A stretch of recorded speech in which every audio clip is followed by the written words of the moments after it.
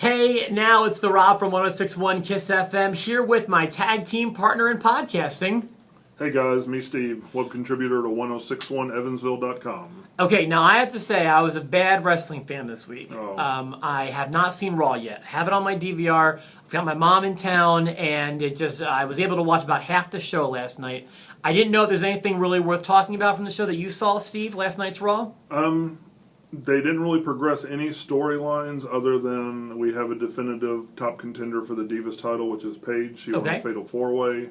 And they did a Survivor Series style match with a captain of Rollins and a captain of Reigns, respectively. And Survivor Series is kind of going to be the focus of the episode today. And I would love, if we can, to spend a good chunk of November talking about tag teams because they don't get the spotlight shown on them quite as much as the singles competitors do. Plus, it's Survivor Series month. In fact, I associate November with Survivor Series, even as much as Thanksgiving. To a wrestling fan, Survivor Series, while it's got a track record of being hit or miss, we associate with tag team wrestling. I feel like any good wrestling fan does. Yeah, it actually started off on Thanksgiving night, and that was part of the Thanksgiving tradition I loved. Yeah, and then it became the night before Thanksgiving, and actually the first Survivor Series I ever saw live was Survivor Series of '94.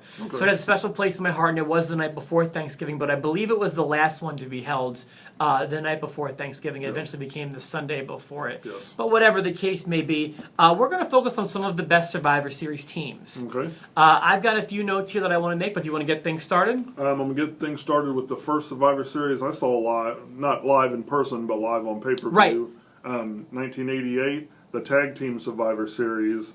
We had a tag team of Powers of Pain, Heart Foundation, the Rockers, British Bulldogs, and the Young Alliance. It's funny you mentioned it. That's the first one I've got on my list, too.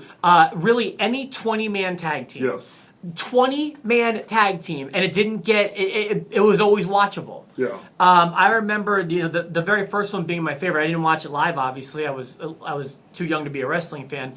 But like Los Conquistadors being in that match and staying as long as they did, and every tag team they had got featured like in this match. And not only that, they had 10 tag teams to get them for the first match of the night. For the first match of the night, you had 10 tag teams. Yeah, and just think of all the future talent on that. British Bulldog, Heartbreak Kid, Bret Hart. Yeah. I mean, just that weren't even stars yet. I know. So I'd loved just seeing the mess that was a 20-man tag team match. Yes. So I'm with you there. You got more? I'm going to go a little bit newer.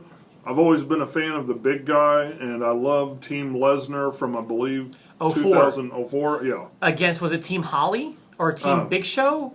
Team Angle. Team Angle, that's what it was. Because it was actually Lesnar, Big Show, Nathan Jones, Matt Morgan, and A-Train. Which you can memory. You can skip A-Train there. I saw Nathan Jones and Matt Morgan walk out for the first time on a SmackDown episode. I fell in love. They're both nearly 7 feet tall. And as a fan, I just went crazy. Do you recall who was on Team Angle?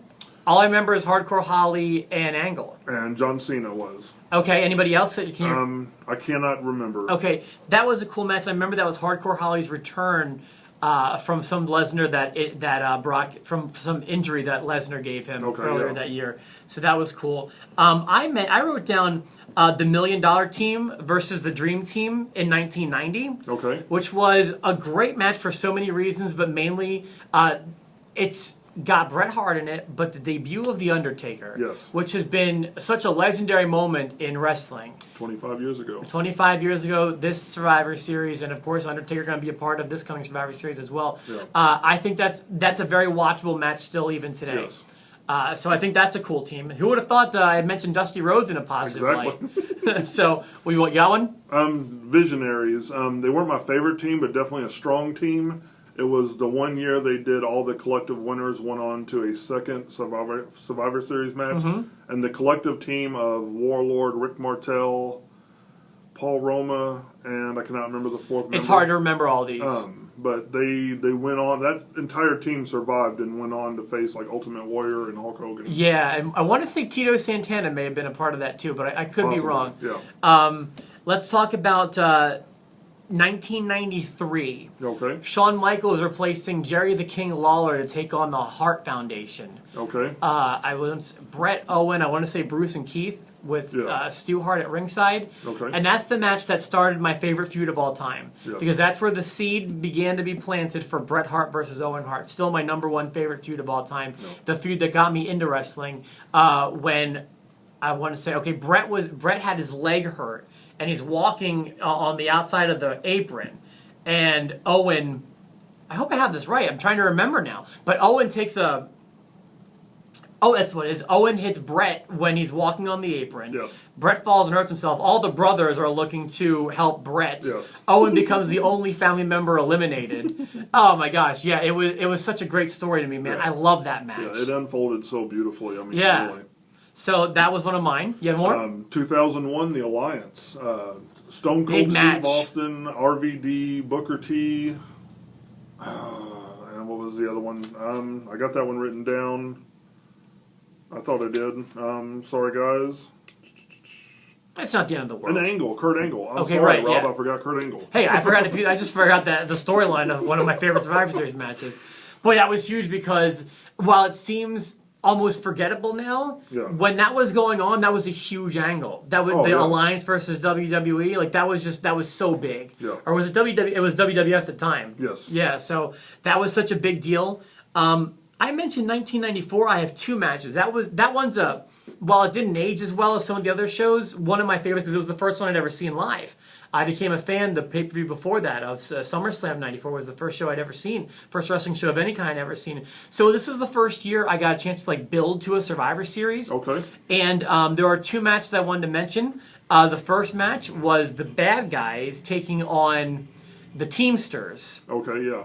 And the bad guys were headed by Razor Ramon. Yeah. The Teamsters were the heel team. They were headed by Shawn and Diesel. Yes. And they had a falling out in that match that led to their tag team championship. Their tag team was disbanded, Yeah. despite being the champions. And I remember everyone eliminated themselves via countouts, trying to calm Shawn and Diesel down.